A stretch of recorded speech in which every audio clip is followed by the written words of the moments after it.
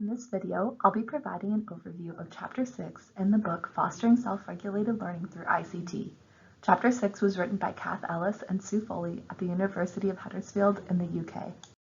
This chapter focuses on the role of assessment design within self-regulated learning. The authors note the importance of assessment to SRL, stating it is not enough to design learning environments, activities, and outcomes that encourage and empower self-regulated learning without appropriately designed assessment tasks that also encourage SRL. The authors delve deeper into their discussion of assessment by specifically focusing their chapter on the role of student choice in assessment.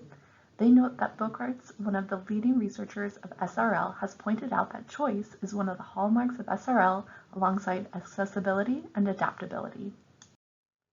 Using the Re-Engineering Assessment Practices in Higher Education, or REAP report, as a guideline, the authors break down assessment choice into 5 main areas: format, subject, criteria, timing, and results. Each area will be covered individually in the remainder of this presentation. The authors explain that technology has greatly changed the variety of formats in which assessment can occur. They note that students can now realistically be expected to build a website, publish a brochure, or make a film as part of their assessment, and that text-based tools such as blogging, microblogging, and web page authoring might suit students with strong writing skills, whereas screencasting, podcasting, and filmmaking resources allow students with strong oral communication skills to play to their strengths. The shareability of these new formats also encourages collaboration and peer learning. Next, the authors cover the choice of subject for an assessment.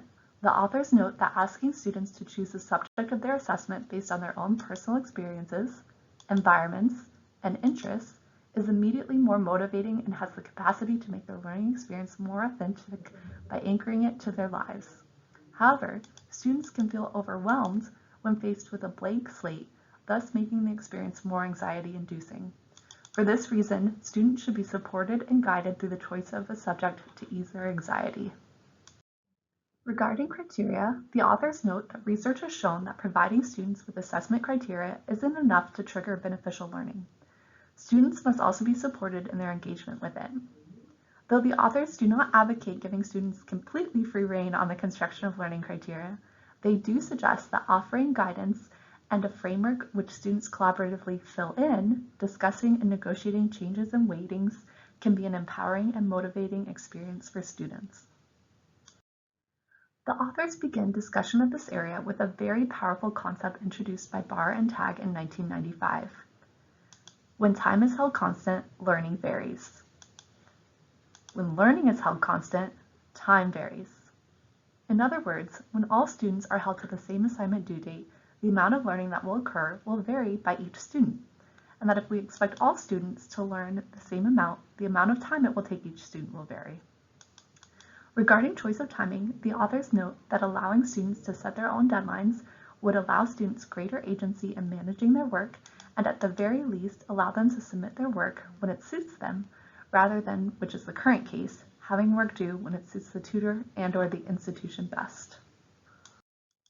Finally, the authors discuss the area of assessment results. The authors note that though this area is the least likely to involve student choice, the opportunity for self-evaluation can be very beneficial for students.